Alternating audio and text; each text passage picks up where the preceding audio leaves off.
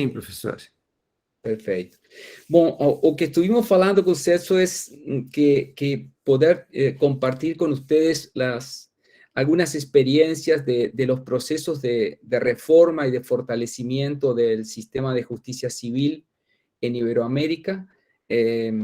Como contaba Celso, a mí me ha tocado trabajar mucho en los procesos de cambio, de reforma a la justicia civil en distintos países, y lo que voy a tratar de poner sobre la mesa son algunos desafíos, algunos problemas y también algunas lecciones aprendidas de este difícil proceso donde bueno, compartimos éxitos, pero sobre todo compartimos fracasos, porque infelizmente de los fracasos también se aprende. Entonces, partir de una idea un poco simple, que es cuál es el entendimiento común sobre el concepto de justicia civil. Es bastante frecuente que en los trabajos académicos se hable de justicia no penal, más que hablar de justicia civil. Y como señala el profesor Eduardo Teiza, querido profesor y amigo, esta denominación de justicia no penal no es adecuada porque está definiendo por la negativa un concepto o una idea de civil que refiere a la civilidad o al civismo, o sea, al comportamiento de los ciudadanos en el respeto de la ley, en un correcto desarrollo en la sociedad, y por lo tanto también tiene esa idea tan importante y cada vez más importante de la existencia de una sociedad civil. Por eso es que en los últimos trabajos académicos, generalmente quienes investigan en estos temas hablan ya más claramente de la justicia civil en este alcance amplio que depende de cada país, pero que comprende muchas veces temas específicamente civiles, comerciales, traballistas, de familia, contencioso reparatorio, etc. Y el otro punto central, el otro aspecto central es que hay un nuevo enfoque, un nuevo análisis de este problema o de los problemas de la justicia civil a partir de las políticas públicas. Ya no solo tenemos un enfoque desde el derecho procesal, que es lo que más nos interesa porque estamos más cercanos, sino que hemos ido aprendiendo que si nos centramos en el derecho procesal, vamos a quedar cortos en nuestro análisis porque es necesario un enfoque desde las políticas públicas. Todos sabemos cuáles son las realidades de nuestros sistemas de justicia en Iberoamérica. Antes de las reformas teníamos en todos los países un sistema heredado del sistema español o del sistema portugués, donde teníamos procesos sumamente lentos, burocráticos, formales, escritos, donde el juez no tenía un rol importante, donde no había ese contacto directo entre el juzgador, la prueba, las partes, los abogados, donde había una multiplicidad de estructuras generalmente injustificadas, carecíamos de un proceso público, había un amplio margen de delegación de funciones jurisdiccionales en funcionarios generalmente no demasiado capacitados, y teníamos una enorme proliferación de conductas maliciosas, dilatorias, incidentales. A eso se suma los problemas de infraestructura, de gestión y de recursos insuficientes. Yo sé que más de uno de ustedes puede estar pensando, esto sigue siendo así, a pesar de las reformas. Bueno, en Brasil varios colegas de ustedes hablan de la tragedia de la justicia para plantear justamente estos problemas. Pero para no tener un enfoque tan pesimista, yo les diría que después de las reformas, si bien seguimos con muchos de estos problemas, hemos mejorado en algunos aspectos en relación a estos problemas. Entonces, por fin, en los últimos 10, 15 años, predominantemente, antes también, se ha pasado del discurso a la acción, porque ya no es solo hablar del fortalecimiento de la justicia civil, sino también es hacer cambios importantes. En los últimos 15 años realmente proliferaron las reformas procesales civiles. Bueno, Brasil, todos sabemos, es quizás un uno de los casos más paradigmáticos porque es uno de los pocos países de Latinoamérica que hizo una reforma procesal civil bastante distinta a las reformas del resto de los países. Entonces, la agenda pública tiene cada vez más espacio para estas reformas y aparecen también elementos de retroalimentación en las reformas. Esto es, unas reformas toman elementos de otras, las mejoran y de esta manera vamos, diríamos así, mejorando muchos de los problemas que teníamos.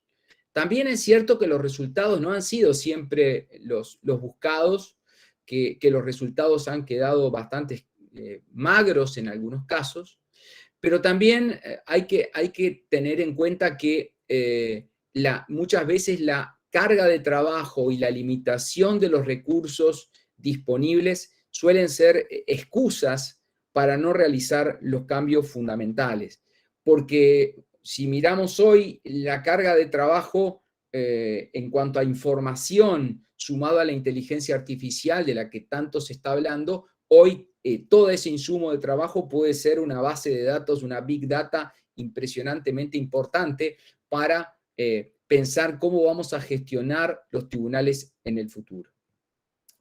Si uno mira los resultados de los últimos 30 años, hay sin duda avances significativos en cuanto a los procesos, a la especialización por áreas de la justicia, hay mejoras sustantivas en la gestión, aunque todavía falta mucho por trabajar en gestión, pero hay algunos países que tienen nulo o escaso avance. Por poner algún ejemplo, Paraguay no ha logrado hacer su reforma procesal civil, Chile debe su reforma procesal civil, Argentina ha hecho muy buenas reformas a nivel de las provincias, pero no tiene Argentina una reforma global de su justicia civil.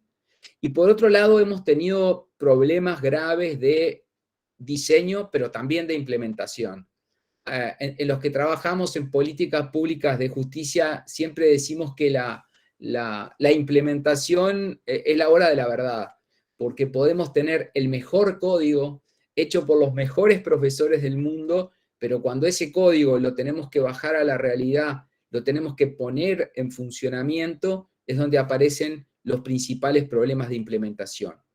Por otro lado, los institutos procesales tradicionales son claramente ineficientes, desde el concepto de legitimación, de cosa juzgada, de debido proceso, el concepto de triple identidad, esos conceptos tradicionales que todos aprendimos en nuestras carreras de abogacía y que cada vez hay una demostración más clara que requieren una adecuación, una deconstrucción de esas ideas para una nueva construcción del sistema de justicia civil.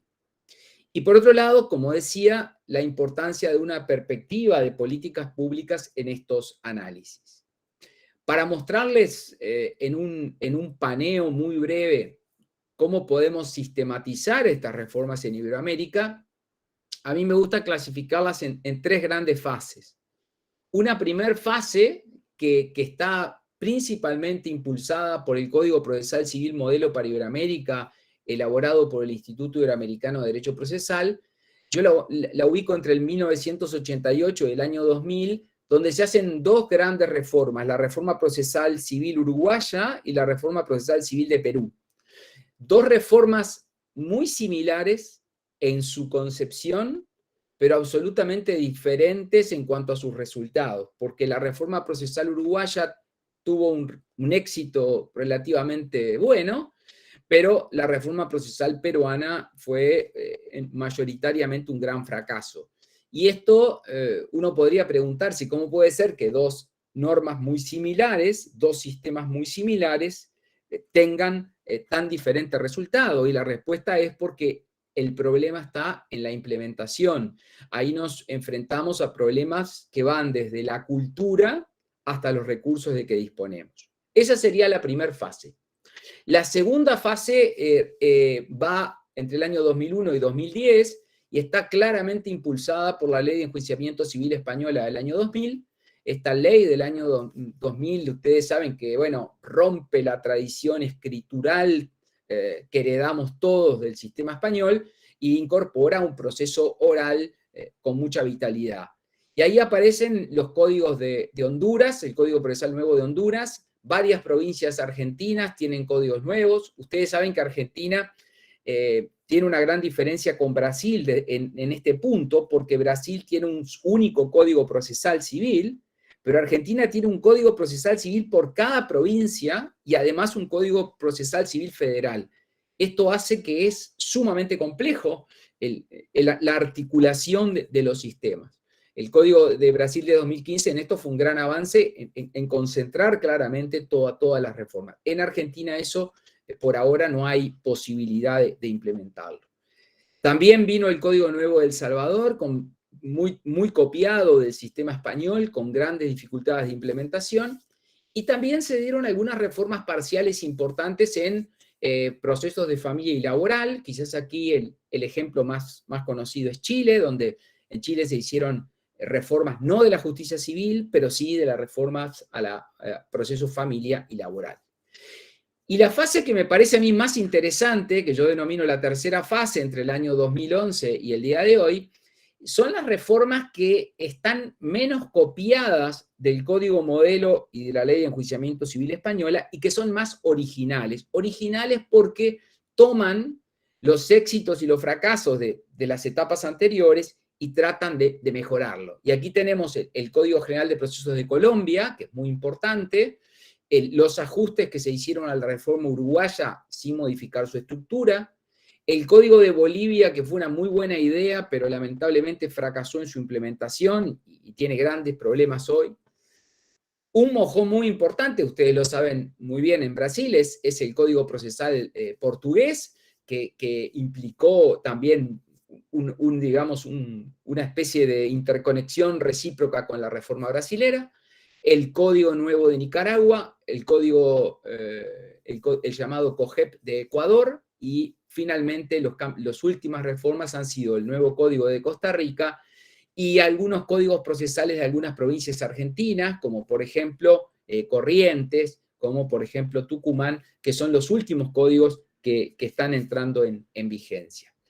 Este panorama les muestra a ustedes cómo prácticamente en 30 años, casi todos los países de Iberoamérica reformaron sus sistemas de justicia civil.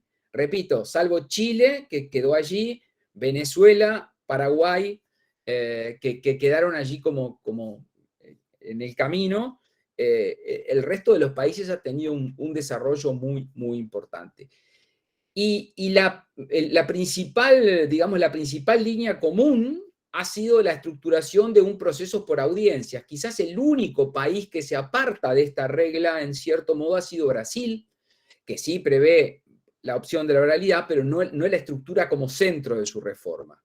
En cambio, todos los otros países que mencioné, el foco central es la estructuración del proceso por audiencias como corazón, como clave de la reforma, con tres grandes fases: una fase de actos de proposición generalmente escrito, con ofrecimiento de prueba; una audiencia preparatoria, llamada en otros países previa, preliminar, de saneamiento. Esta audiencia preparatoria tiene varios contenidos: tentar la conciliación, sanear el proceso de cuestiones formales, de presupuestos procesales, de nulidades, fijar el objeto del proceso y de la prueba, y la admisión y ordenación probatoria. Y luego finalmente llegamos a lo que en algunos sistemas se llama el juicio, o en otros países se llama la audiencia de juicio, o también llamada audiencia complementaria, que básicamente consiste en la producción probatoria, las alegaciones de cierre y la sentencia. Ese básicamente es el eje común. Prácticamente todas las reformas que yo mencioné tienen estos elementos comunes, con, repito, quizás Brasil como una excepción en algunos aspectos de esto. Si me preguntaran, bueno, y todo este trabajo de 30 años, ¿qué resultados tuvo? Por supuesto que los resultados dependen de cada país, pero para hacer una síntesis, yo aquí les pongo algunos más y algunos menos de este proceso. Como logros, yo diría que en casi todos los países se disminuyó sustancialmente la duración de los procesos. Esto fue muy importante. Por ponerles un ejemplo, en Uruguay un proceso en primera instancia tardaba 4 años, hoy tarda 1 año y medio. 1 año y medio sigue siendo mucho tiempo para las cabezas de las nuevas generaciones que piensan en términos de Instagram, de TikTok y de Twitter, pero realmente pasar de 4 años a 1 año y medio no ha estado nada mal. La segunda instancia ha pasado de 3 años a 6 meses. Entonces, allí hay realmente un logro de disminución de procesos. Si miramos el sistema español, también tuvo importantes mejoras en la disminución de los procesos. En España varía mucho por provincia, ¿verdad? Por otro lado, otro logro importante fue fortalecimiento de la inmediación. En todos estos sistemas hay un vínculo muy directo entre el juez, la prueba, las partes y los abogados. El proceso se hizo más transparente, mejoró la moralidad del proceso porque aquel viejo dicho español que el papel todo lo soporta, se viene abajo cuando llegamos a la oralidad. La oralidad no soporta todo. Uno frente al juez de cara a cara no dice lo mismo que diría por escrito. Por lo tanto, aquí hay también una moralización del proceso. Otro de los grandes logros, quizás uno de los más importantes, es la simplificación procesal. El viejo sistema español tenía decenas de procedimientos distintos que se han ido simplificando básicamente en 3 grandes ideas: el proceso ordinario, el proceso monitorio, que ha sido un gran éxito en la reforma, y un proceso de pequeñas causas, sumario, extraordinario, como le quieran llamar. Entonces, con esas 3 ideas, ordinario, con oralidad, monitorio, que ha sido, como decía, el elemento de salvataje de la justicia, y por otro lado, el proceso más simple o de pequeñas causas, hemos logrado simplificar muchísimo las estructuras procesales. La publicidad también ha ganado terreno en el sentido de que hoy hay un control de los litigantes sobre sus abogados y sobre el juez. Y hay también interesantes mejoras en temas de gestión con el auxilio de la tecnología en algunos países que ha mostrado un gran avance. ¿Qué tenemos o en qué no hemos podido mejorar mucho o en qué estamos mal? Bueno, en primer lugar, que a pesar de todos estos cambios, seguimos con prácticas aferradas al modelo escrito. ¿Qué quiero decir con esto? Que si ustedes van a algunos países y miran una audiencia, les va a dar la impresión de que esa audiencia es como una especie de representación de algo escrito. Entonces la oralidad pierde todo sentido si en realidad no hay realmente un debate, una oralidad argumentativa. Por lo tanto, la oralidad esa argumentativa se ha vuelto débil en muchos países. Hay también baja participación del justiciable. El proceso, para que tenga sentido, tiene que dejar de ser un proceso de abogados y jueces. Esto es algo que nos cuesta mucho a los abogados y a los jueces aceptar, pero los abogados y los jueces estamos al servicio del litigante. Si ustedes van a ver una audiencia en Alemania, que tiene un sistema muy parecido al que ha adoptado la mayor parte de los países latinoamericanos, el juez o la jueza le pregunta directamente al justiciable permanentemente información. Y nosotros aquí lo que hacemos en nuestros países es decirle a nuestro cliente: no vayas a la audiencia, y si va, no vayas a hablar. Entonces, esto muestra una concepción, por eso aquí la cultura es muy importante, una concepción que está basada en no permitir el diálogo abierto, el diálogo sincero, no permitir que la veracidad se transforme en el canal central del proceso judicial. Y este es un problema complejo, ¿no? Por otro lado, la teoría del caso, que tanto se ha desarrollado en el nuevo proceso penal en muchos de nuestros países, en materia civil es bastante débil. No hay realmente un entendimiento claro de los abogados de cómo presentar una teoría del caso al tribunal. Y luego tenemos que hacer una autocrítica desde la educación, porque en muchas universidades, yo diría en la mayoría de las universidades latinoamericanas, se sigue enseñando derecho procesal como se enseñaba hace 80 años. O sea, si un profesor de nuestros referentes se despertara de su tumba y entrara a una de nuestras clases, no se sorprendería mucho. Prácticamente se sigue dando clases como hace 80 años. Y esto es un problema, porque está demostrado con evidencia empírica que no es un buen modelo de aprendizaje. Dicho de otro modo, y acá hago una autocrítica, esta clase que yo estoy dando seguramente sea una clase que rápidamente ustedes van a olvidar porque no estoy utilizando los mecanismos que debiéramos utilizar de debate, confrontación, análisis, que es donde realmente nuestro cerebro está trabajando a más altas revoluciones. Otra de las carencias que tenemos es que a pesar de todos los desarrollos de las tecnologías, los poderes judiciales son los que más tarde llegan a la tecnología.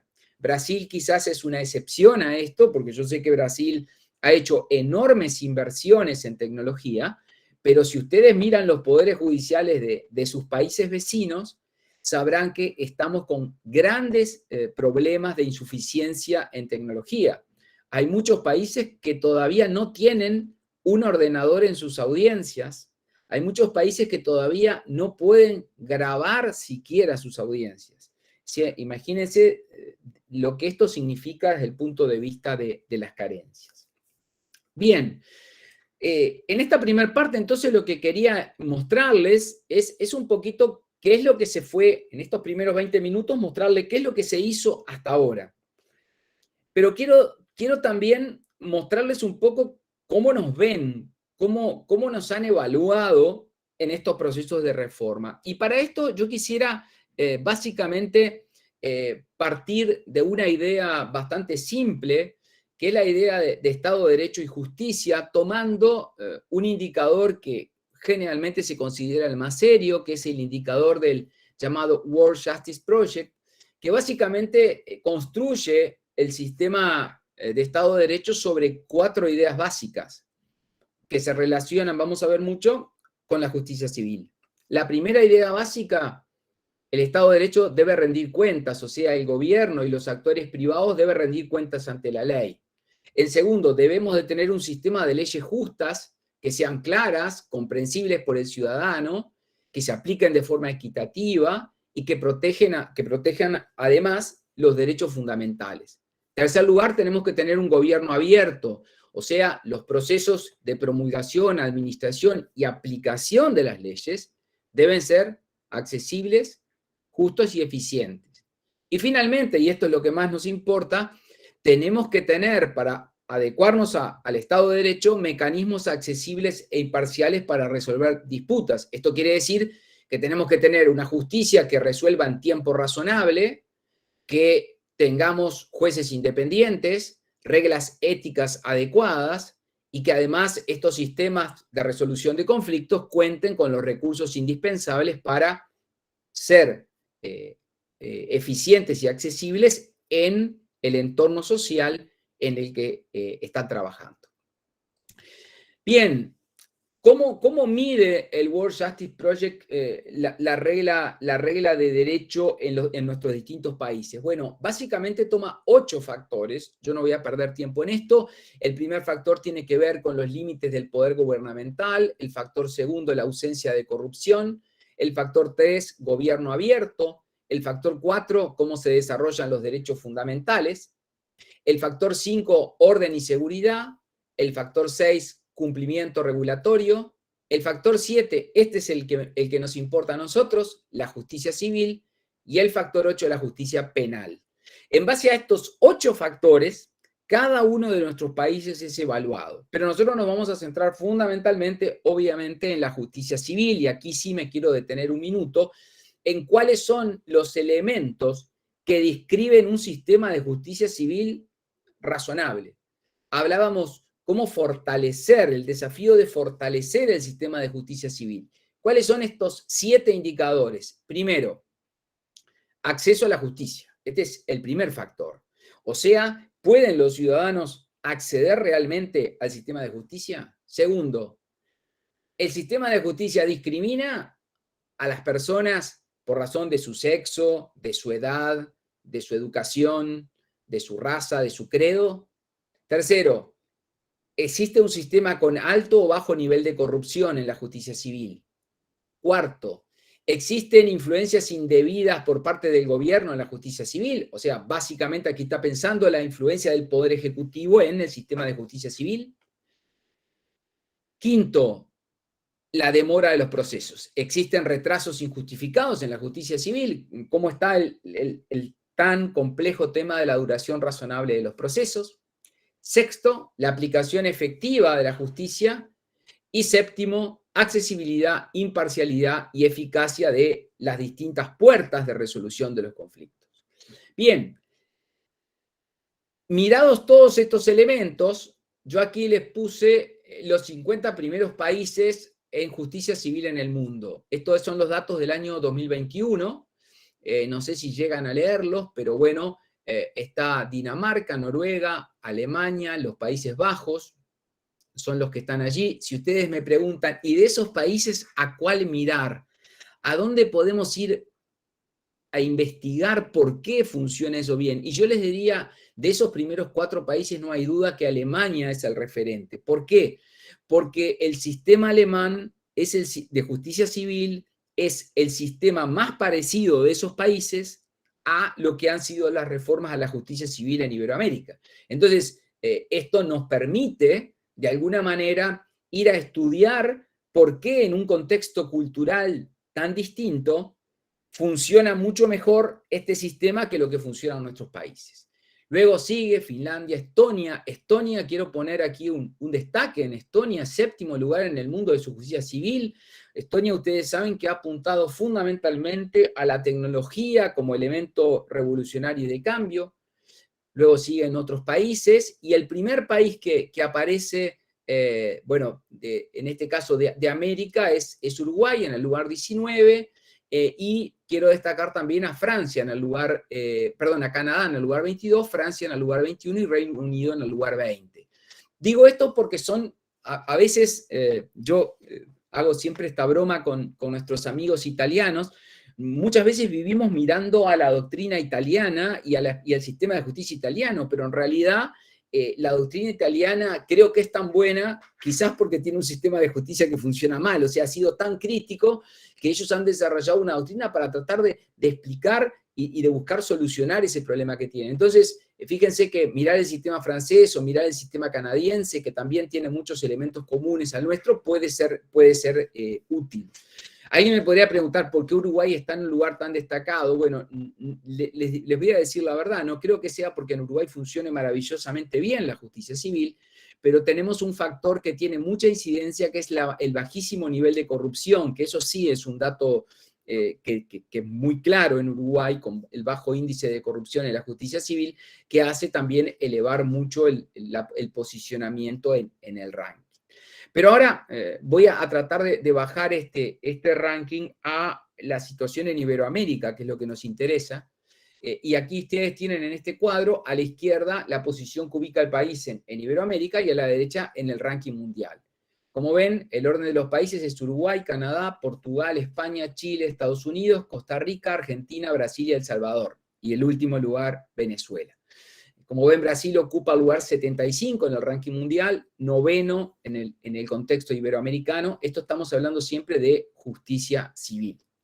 Entonces, de alguna manera, esto pone sobre la mesa que tenemos en Iberoamérica problemas graves con el funcionamiento de la justicia civil. Y estos problemas graves se ven acelerados porque estamos definitivamente también en una etapa de gran desconfianza sobre el sistema de justicia civil. Fíjense que, de acuerdo al último dato que acaba de publicar el índice de democracia, solamente el 8% de la población mundial vive en democracias plenas. Esto ya nos coloca en un difícil camino para la justicia civil en el mundo. Pero si lo miramos en perspectiva iberoamericana, bueno, fíjense que en democracias plenas únicamente está indicado en Iberoamérica, España, Chile y Uruguay, prácticamente en el contexto iberoamericano. Esto también es una debilidad importante que tenemos, que se relaciona luego con la justicia civil. Si miramos la corrupción, ¿verdad? El índice de percepción de la corrupción, esto es de Transparencia Internacional, publicado 2022, ustedes pueden ver allí que, bueno, el orden es Canadá, Uruguay, Estados Unidos, Chile, Barbados, Bahamas, San Vicente, Dominica, y sigue así, y aquí en este caso Brasil está en el lugar 30, con el puntaje 38, bastante abajo, junto con Argentina, Ecuador. Aquí tenemos también un problema gravísimo de corrupción. Y si miramos por otro lado, ¿cuál es la confianza de las instituciones para la gente?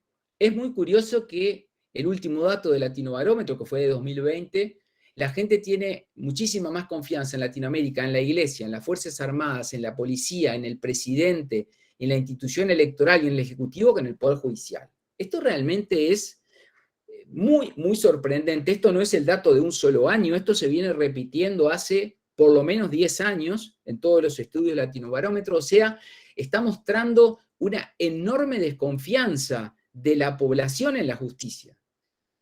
Esto no está diciendo que la justicia esté así de mal, eso no lo sabemos. Lo que sí sabemos es que la sociedad percibe así a la justicia. Y esto realmente es complicado, muy complicado. Aquí se los voy a mostrar en otro cuadro, mirado desde el año 1995 al 2020. Ahí tienen toda la evolución y, como podrán ver, no ha mejorado nada y hasta ha bajado. Y aquí, bueno, Brasil tiene un muy buen lugar en la confianza en el Poder Judicial, porque Uruguay, Costa Rica y Brasil son los que están mejor. Quizás porque aquí Brasil cambia, en el caso concreto de Brasil, la desconfianza en otras instituciones, ¿verdad? Es como una excepción en el contexto latinoamericano.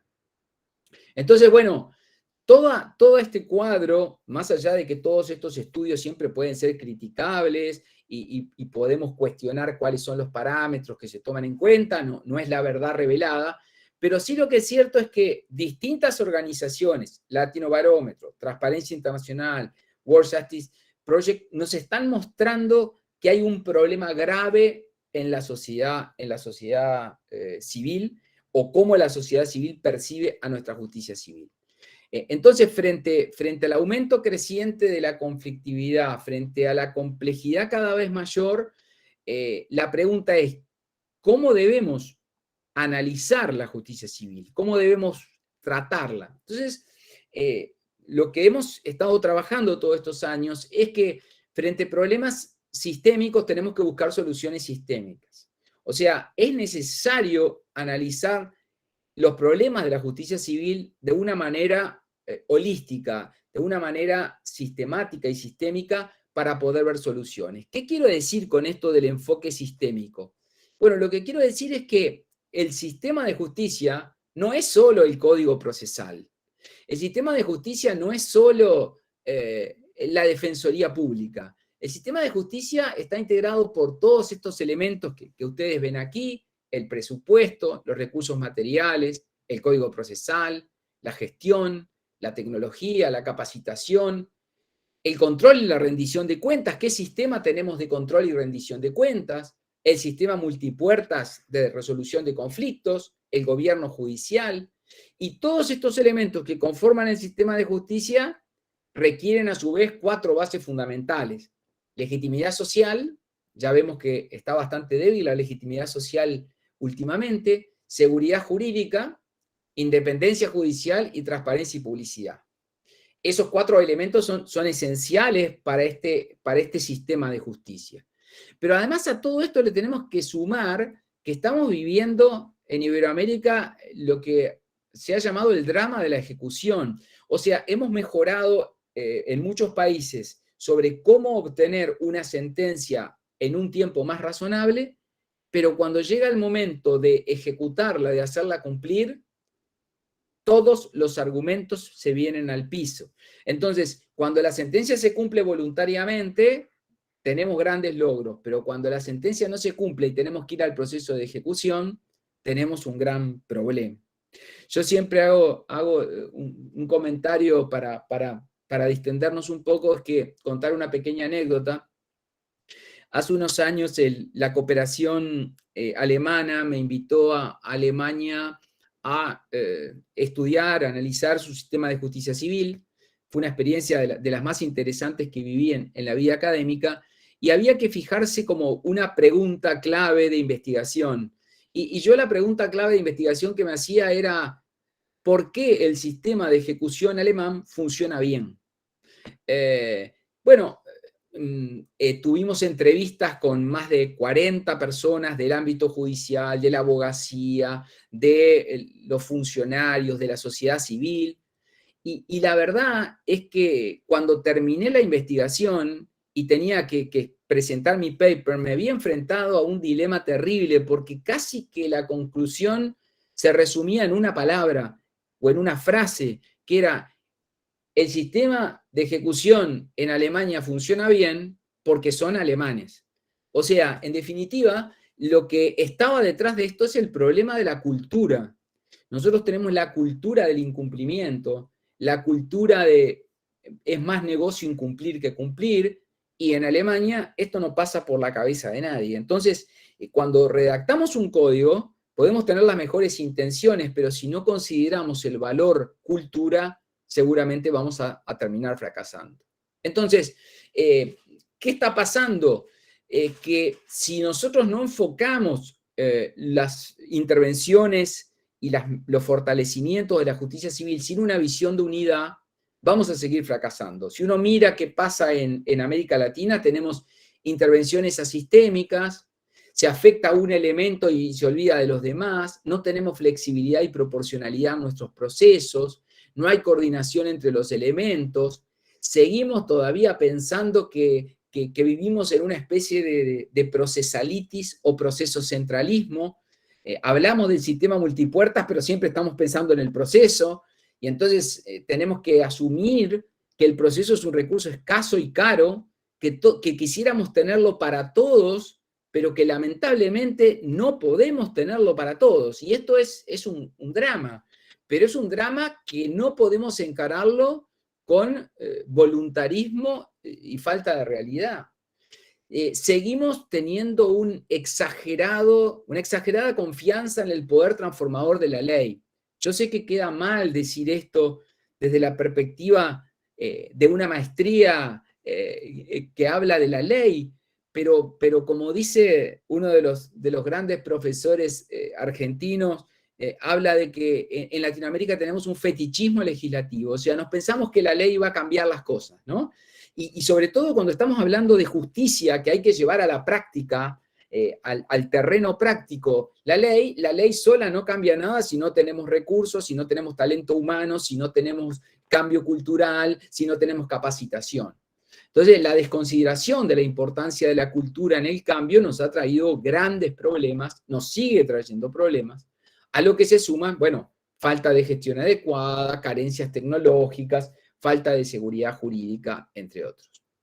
Entonces, quiero mostrarles, más bajando esto a tierra, dos ejemplos de cómo podría ser un enfoque integral del sistema de justicia civil. O sea, ¿a qué me estoy refiriendo en esto? Entonces, vamos a imaginar por un momento uno de los grandes problemas, eternos problemas de la justicia, que es el problema del acceso, ¿no? Entonces, ¿qué sería un análisis del acceso al sistema de justicia civil con una visión integral? Bueno, les voy a mostrar un proyecto en el que estuvimos trabajando varias organizaciones. A mí me tocó trabajar cuando estaba en el Consejo Directivo del Centro de Estudio de Justicia de las Américas, del CEJA, en un proyecto muy interesante que era 19 propuestas para el acceso a la justicia en Latinoamérica, con un enfoque sistémico. Y si ustedes ven, ¿qué se trabajó acá? Se trabaja primero, miren al centro, en 5 ejes fundamentales, que son los que se identifican allí como A, B, C, D y E. Esos 5 ejes son el corazón de los elementos que tenemos que atacar para mejorar el acceso, y de cada uno de esos elementos salen las propuestas. Entonces, si yo quiero ir al color naranja, acceso a asistencia legal, yo tengo que fortalecer las defensorías públicas, tengo que tener redes de prestadores de asistencia gratuita y tengo que fortalecer la abogacía social. Si no hago eso en Latinoamérica, no voy a poder mejorar esa parte fundamental del acceso a justicia. Ya que nos gusta el derecho procesal, voy al color rojo. Si yo quiero tener reglas procesales para una justicia accesible, tengo que simplificar los procesos, tengo que colocar oralidad e inmediación, tengo que reducir los costos y los tiempos y tengo que promover y regular los procesos colectivos. Bueno, de los procesos colectivos no voy a hablar en Brasil porque es el país de Latinoamérica que por lejos más ha trabajado y ha desarrollado este tema, mientras que otros países estamos recién en fases iniciales. Luego me voy al color azul, diseños institucionales centrados en las personas, descentralización, digitalización y tecnología, mecanismos alternativos de resolución de conflicto y canales administrativos adecuados. Si no tengo estos elementos, no voy a poder realizar el cambio. Voy al color verde, poderes judiciales idóneos, selección transparente de magistrados, independencia judicial, presupuesto suficiente, formación en perspectiva de derechos humanos y de género.